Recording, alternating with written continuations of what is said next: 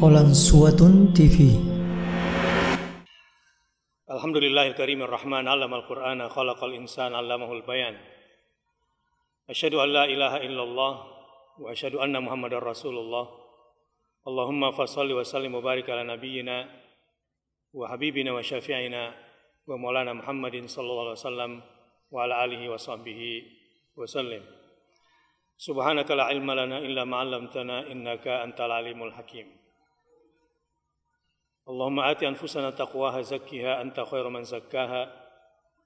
Allahumma anfa'na bima 'allamtana wa 'allimna ma yanfa'una warzuqna uluman tanfa'una fid dini wad dunya wal akhirah.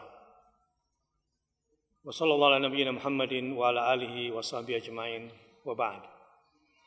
Sahabat muslimin dan muslimat dimanapun berada, dalam program malam muhasabah dan munajat Quran pada malam hari ini, kita akan lanjutkan tadabbur kita pada surah Al-Asr.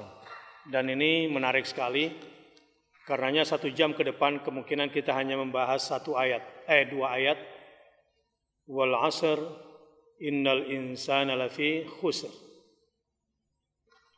Dan insyaallah bersama Ustaz Deden kita akan dalami, kemudian mengambil hidayahnya, kemudian membuat resolusi bersama apa yang harus kita lakukan seiring dengan berputarnya waktu.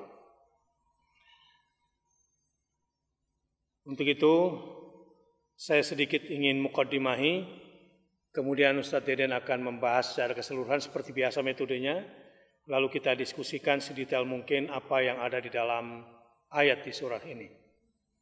Surah Al-Asr dinamakan juga surah Wal Asr, adalah surat yang diturunkan di Mekah menurut mayoritas atau jumhur al-mufassirin. Nanti Ustaz Deden muqaddimahi, silakan lebih dalam lagi.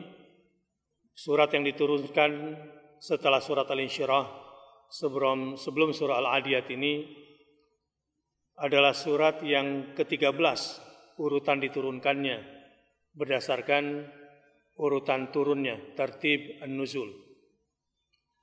Ada yang mengatakan bahwa ini adalah Madaniyah, tapi pendapat terkuat adalah dari Ibnu Abbas, Ibnu Zubair, dan selain keduanya yang mengatakan ini adalah ayat Makkiyah dan ayatnya cuma 3.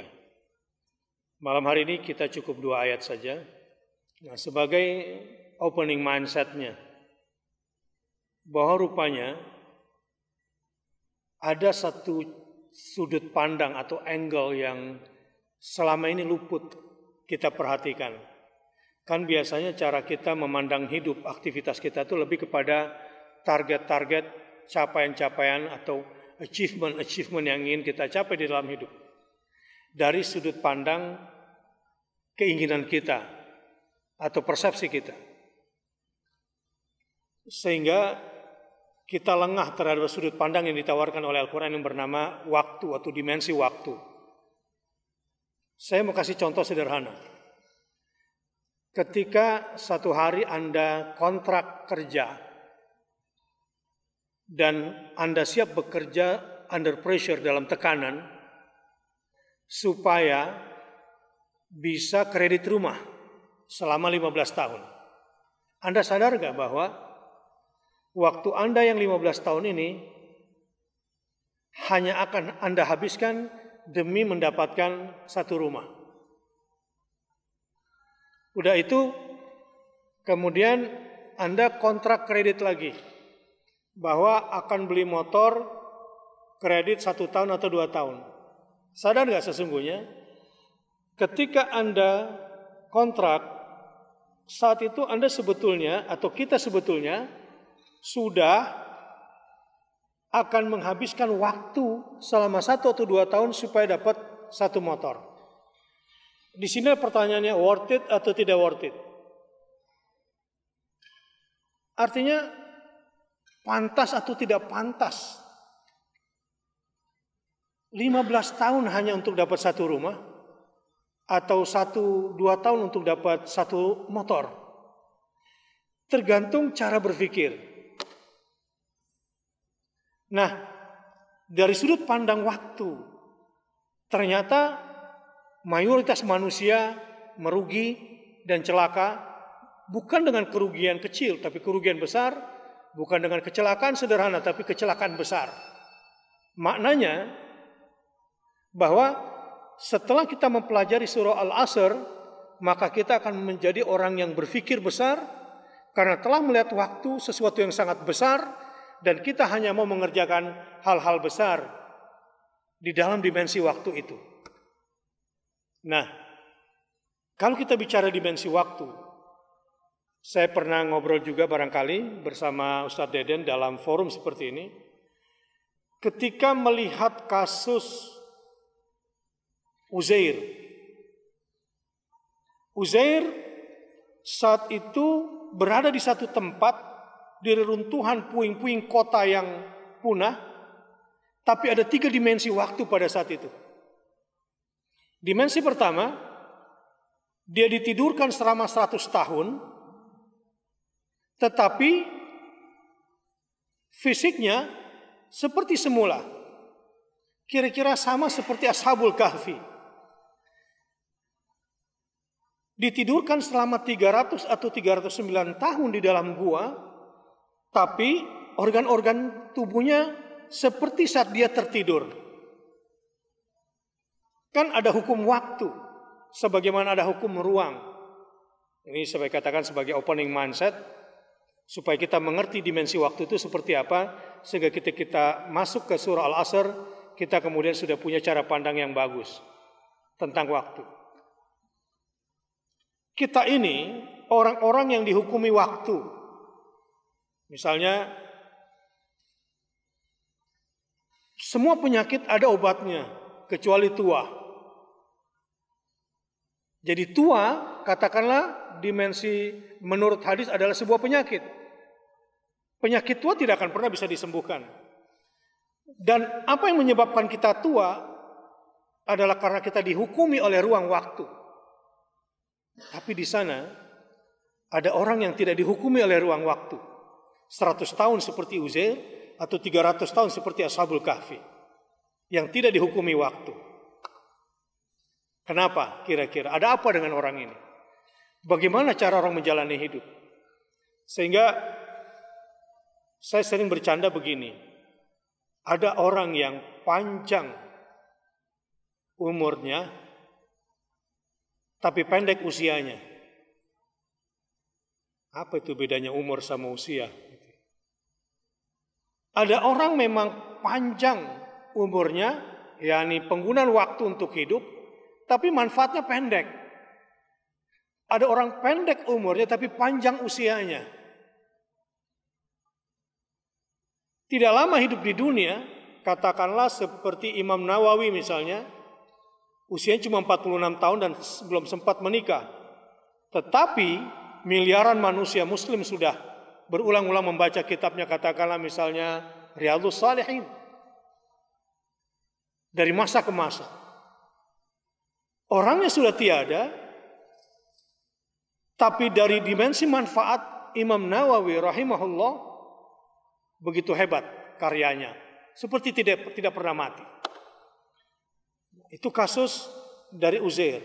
Yang kedua yang menarik adalah sebelum Uzair tertidur, ada roti, ada anggur yang diperas di atas rotinya. Ini pun tidak berubah. Tapi di luar sana ada keledainya yang diparkir di luar, yang tinggal tulang belulang, tapi bisa di-rewind kembali sehingga seperti semula lagi keledainya. Baik. Ini saya sebut di satu tempat ada 3 dimensi waktu. Kalau kita bicara lagi tentang Isra dan Mi'raj, mustahil lah bagi manusia saat itu Rasulullah SAW bisa melakukan perjalanan 1 malam dari Masjidil Haram ke Masjidil Aqsa. Tapi untungnya ada diksi bahwa beliau tidak berjalan tapi diperjalankan. Dan bolak-balik menembus langit sampai langit ke-7. Atau bahkan sampai ke Sidratul Muntaha. Ini juga dimensi waktu yang mungkin perlu kita elaborasi terkait nanti dengan surah Al-Asr ini. Al-Alusi berkata bahwa walaupun surah Al-Asr ini dibilang pendek, hanya 3 ayat, tetapi katanya wahia ala qasriha jama'at minal ulumi ma jama'at. Banyak sekali mengandung ilmu-ilmu yang luar biasa. Faqad ruwiya 'an Syafi'i annahu qala, sampai diriwayatkan oleh Imam Syafi'i bahwa dia berkata tentang Syafi'i, dia berkata, laulam yunzal minal Qur'ani, seandainya tidak diturunkan dari Al-Quran ghairu hadis surah lakafatin nas. Kata Imam Syafi'i, andai yang turun cuma surat Al-Asri, ini sudah sangat cukup sekali. Li'annaha syamalat jami' ulumil Qur'an. Li'annaha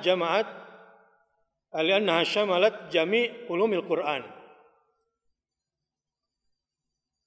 Nah, ini yang menarik nih Ustaz Deden ini. Kita lihat dulu kontennya surah Al-Asr yang luar biasa ini. Dia pendek, 3 ayat, sampai Imam Syafi'i mungkin dengan sudut pandang keilmuannya yang dalam dan luas itu mengatakan karena ini mencakup berbagai macam ulumul Quran.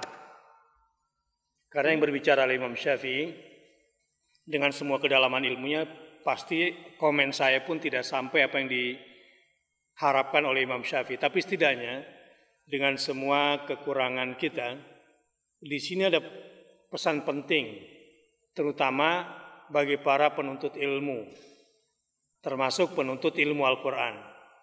Yang harus dipikirkan pertama kali bagi para penuntut ilmu itu adalah waktu, dan waktu.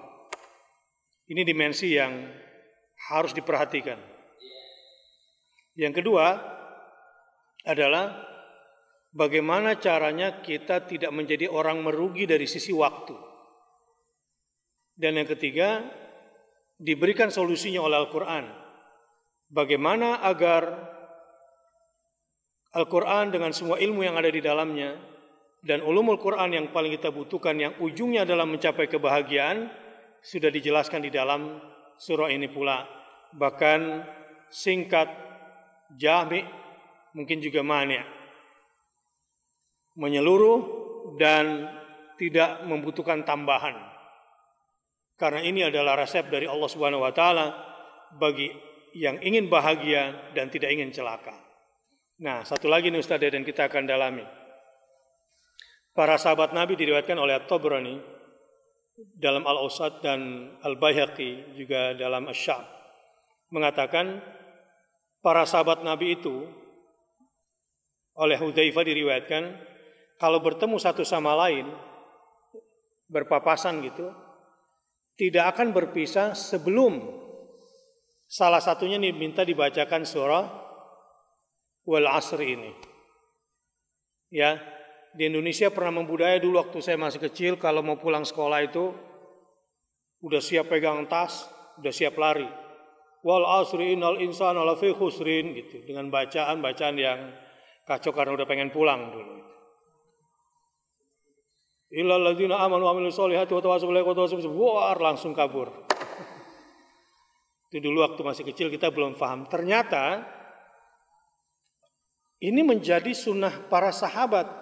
Selain budaya tasmi', Rasulullah itu kepadanya diturunkan Al-Quran, tetapi Rasulullah itu punya kebiasaan senang sekali ditasmi' Al-Quran oleh selain Rasulullah SAW. Begitu ya. Nah, sekarang terkait dengan budaya yang harus kita amalkan setelah ini, setelah mempelajari surah Al-Asr nanti, karena sudah mengerti tentang pentingnya dimensi waktu ini, maka budayakan setelah ini.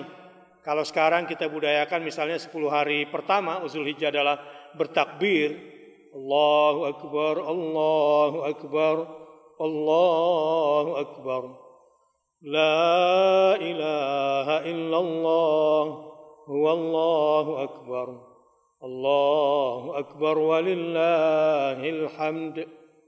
Bahwa para sahabat di 10 hari pertama Zulhijjah ini meramaikan takbir di mana-mana, di pasar-pasar, di tempat-tempat keramaian, bahkan ketika berjumpa dengan sahabat-sahabat yang lainnya.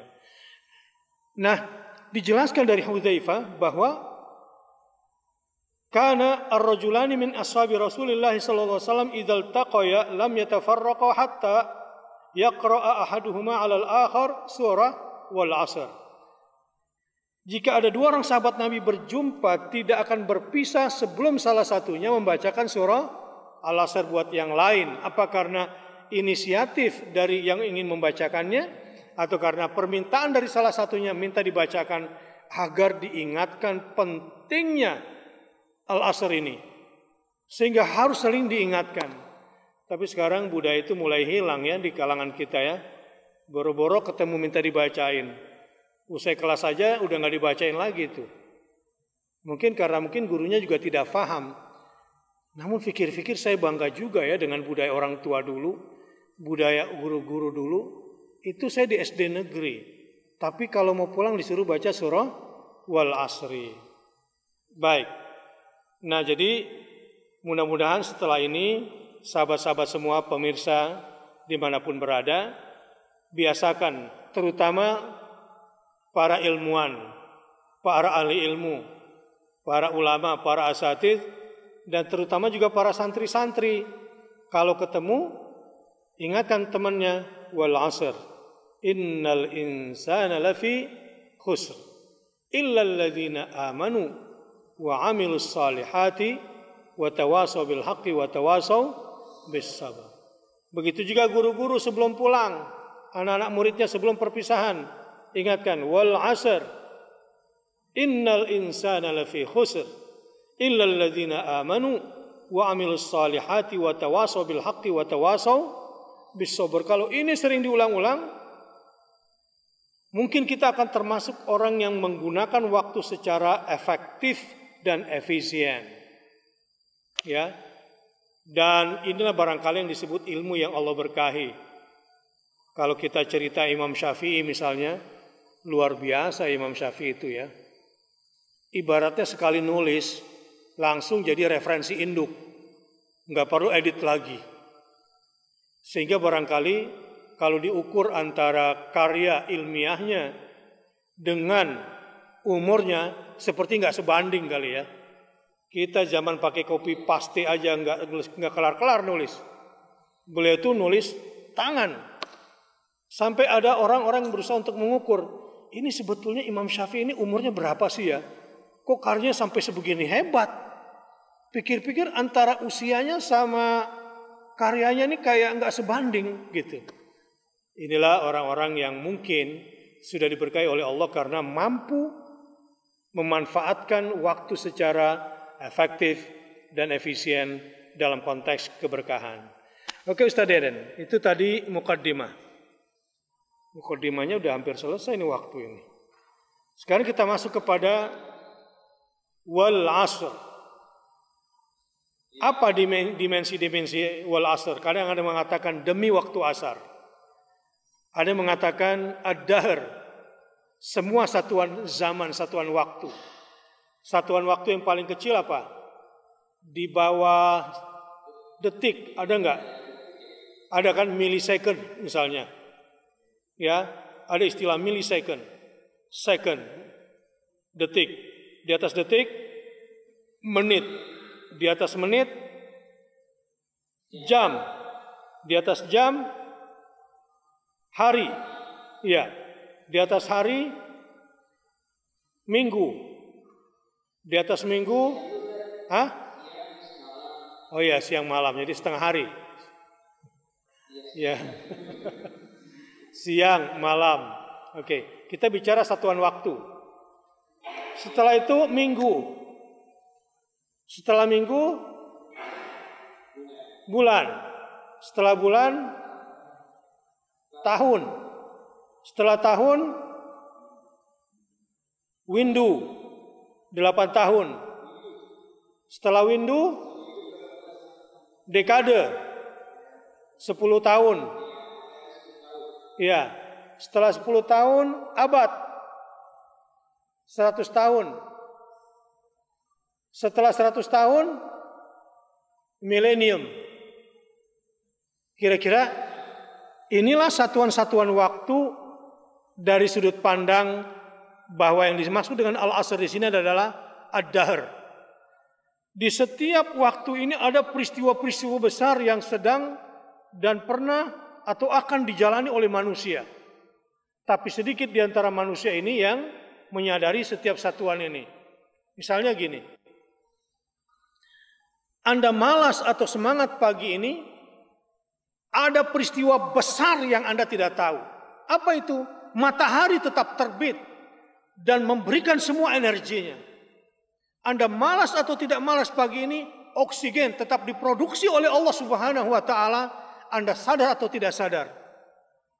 Pagi ini, Anda dalam keadaan sadar atau tidak, air dari mata air terus mengalir untuk menghidupi manusia. Pohon terus tumbuh, buah-buahan dengan semua keajaiban kulitnya juga terus tumbuh. Warna-warni bebuahan juga terus berwarna-warni. Jadi sebetulnya kita memang seakan-akan tidak produktif, tapi di sekitar kita ini sebetulnya peristiwa-peristiwa besar tengah berlangsung. Nah, tidak semua manusia menyadari situasi ini. Wal asr, demi masa. Di satu waktu sekarang saat ini kita duduk nonton video ini atau ikut tadabbur ini, di sana ada yang sedang menangis, di sana ada yang menjelang kematiannya, di sana ada yang sedang ketakutan, di sana ada yang tertawa, di sana ada yang berpesta pora, di sana ada yang hendak menipu. Di satuan waktu yang bernama detik ini ada jutaan, miliaran, bahkan triliunan peristiwa. Dari yang kecil sampai yang paling besar. Kalau kita kembali ke surat Ar-Rahman, apa ya? Yas'aluhu man fis samawati wal ard kulla yaumin huwa fi sya'n. Luar biasa kan? Bayangkan, di tengah Anda sedang diam, menganggur, tidak produktif, di sana ada yang tidak pernah sedikit pun lalai dan lengah terhadap urusan makhluknya sebagai Al-Hayyu, Al-Qayyumu, yang menjawab semua permintaan. Yas'aluhu man fis samawati wal ard, yang di langit minta, yang di dunia juga minta. Ada yang mintanya waktu duha, dilayanin. Ada yang mintanya siang hari, dilayanin.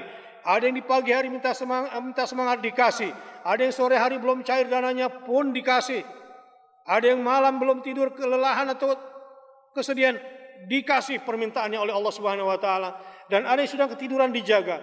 Kulla yaumin huwa fi sya'n. Tentang waktu ini harus kita hitung. Kita hitung waktunya dan kita hitung pemanfaatan waktunya. Nah, di ayat pertama ini, wal asr, demi masa, innal insana lafi khusr. Kita belum bicara tentang illa di sini besok, karena tema kita pada hari ini tentang orang yang celaka dari sisi waktu. Kesimpulannya adalah bahwa dari sisi waktu semua orang itu ternyata celaka. Dan celakanya di sini khusrin nakirah, berarti kerugian besar ya, bukan kerugian kecil di sini. Nah, saya ingin bagi dua, secara kemanusiaan dan sebetulnya bicara tentang secara keimanan itu besok. Tapi bicara kemanusiaan dan keduniaan dulu. Akhir-akhir tahun 90-an, orang-orang Eropa, Amerika sudah bisa membuat kereta cepat 250 km per jam. Tetapi di akhir-akhir tahun 2000, katakanlah 2010 sampai 2015, orang-orang di dunia sekarang sudah bisa membuat kereta dengan kecepatan secepat kapal terbang, pesawat terbang. 800 km per jam. Ini kita bicara standar transportasi umum, publik. Sementara kereta di Indonesia pada tahun itu, ya kita dari Jakarta Surabaya saja, kalau tahun 90-an saya masih pakai kereta Matarmaja itu bisa 17 jam. Jakarta Ponorogo. Sementara orang-orang di Eropa, perjalanan Belanda, Belgia, atau Belanda Jerman, atau Jerman Paris, atau Belgia Paris, itu hanya hitung-hitungan di bawah 4 jam sampai di bawah 3 jam. Udah antar negara. Jadi ketinggalan kita nih dari sisi waktu. Padahal seharusnya kalau kita usai mempelajari surah Al-Asr ini, berarti ada yang harus kita perhitungkan. Ada percepatan di mana pemanfaatan waktu itu harus betul-betul efektif. Sedikit tapi banyak yang dihasilkan, efisien. Satu yang digunakan tapi tepat sasaran. Jadi harusnya kalau orang Islam ini betul-betul memahami surah Al-Asr sejak SD, harusnya sih nggak ketinggalan sama orang Eropa ya. Ya, memang dari sisi pemanfaatan itu kita bicara ini masih orang yang celaka dari dimensi waktu. Kita bicarakan itu dulu. Jadi menyadari sisi ini bahwa ada yang bahagia dari sisi waktu itu besok. Illal ladzina amanu wa amilus solihati wa tawasaw bil haqq wa tawasaw bis sabr. Tapi menariknya penggalan pertama ayat ini seperti yang kita bilang tadi, la ilah, belum illallah, baru la ilah. Ini betul-betul sebetulnya di antara makna penggalan surah Al-Asr ini betul-betul kita dibawa kepada titik nol, titik nadir. Cara berpikir kita dalam memandang waktu.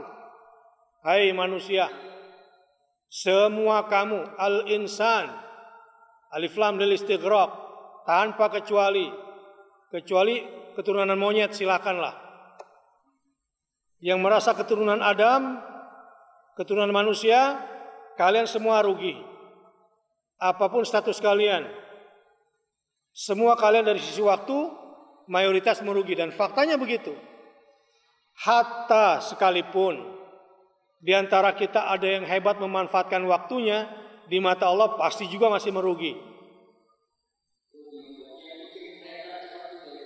Iya, merugi semuanya. Yang hufatnya rugi. Kalaupun misalnya ada Imam Syafi'i, udah hebat begitu menurut pandangan kita yang bodoh ini, mungkin menurut Allah masih rugi juga barangkali. Jadi tekanan di sini betul-betul di awal, siapapun manusia itu pada hakikatnya, selama dia merasa dirinya manusia, dari sudut pandang waktu harus sadar bahwa sesungguhnya dia sudah merugikan dirinya sendiri. Kalau dia tidak mensyukuri waktu yang sudah diberikan oleh Allah Subhanahu wa taala. Makanya tadi santri di sini Ustaz seperti kemarin menghafal, sekarang juga tanpa tapi, tanpa nanti. Murojaah sekarang juga tanpa tapi, tanpa nanti. Karena ini waktu. Jadi yang perlu kita ambil, kita bawa pulang, kita cerna pada malam hari ini adalah siapapun, baik yang bikin kereta cepat tadi, apalagi yang lambat, baik Imam Nawawi dan Imam Syafi'i yang kita bicarakan tadi, apalagi yang bukan imam. Ya, lebih rugi lagi kan? Nah, semuanya tuh merugi. Sampai di sini dulu sebetulnya penggalan pertama ini yang harus menjadi hidayah yang harus kita serap pada malam hari ini. Ya, yang harus kita catat bahwa di mata Allah yang bersumpah demi waktu dan semua satuan-satuannya, siapapun tanpa kecuali, yang kafirkah, yang solehkah, sebetulnya merugi dulu pada awalnya. Kalaupun ada yang merasa telah beriman, merasa telah beramal soleh, boleh jadi dari sisi pemanfaatannya masih terlalu rendah. Jadi misalnya begini, ini bicara pesantren ya dan korporasi tentang kebersihan toilet misalnya. Harusnya kan yang paling bersih itu pesantren karena dia sudah mempelajari bab toharoh. Iya, gitu kira-kira. Tapi ternyata walaupun sudah belajar bab toharoh, dikunjungi oleh tamu. Lalu tamunya bilang, kok WC-nya bau ya? Enggak, ini sudah bersih. Bagaimana Anda menghina WC pesantren saya? Saya ini udah belajar bab toharoh, sudah khatam.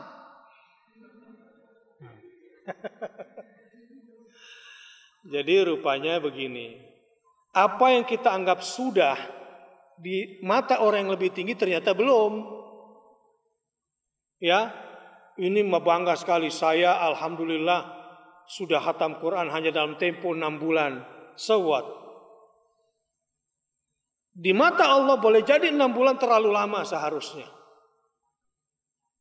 Nah, inilah yang saya sebut tadi berhitung dengan waktu. Ada percepatan selain pemanfaatan yang harus kita gunakan sampai kita kemudian beristighfar dan mari memanfaatkan usia yang terbaik secara dengan yang terbaik. Sahabat-sahabat, saya ingin melanjutkan tapi rupanya waktu juga yang memisahkan kita. Waktu yang menghakimi kita. Ya, sebetulnya saya sangat rindu sekali ingin berlama-lama. Ini sebetulnya lagi naik-naiknya, ingin semangat ini. Viewers juga udah 620. Dari YouTube saja nih tuh tambah naik waktunya. Tapi karena kita dihukumi oleh waktu, dan di antara hukum waktu adalah hukum kuota, maka masing-masing kita berikan haknya. Jazakumullahu khairan sudah menonton video ini. Jika bermanfaat silahkan tekan like, share, dan subscribe untuk menunjukkan dukungan antum di channel ini. Ikuti juga informasi kegiatan santri dan alumni di akun resmi Pesantren Pendidikan Islam Darul Abror.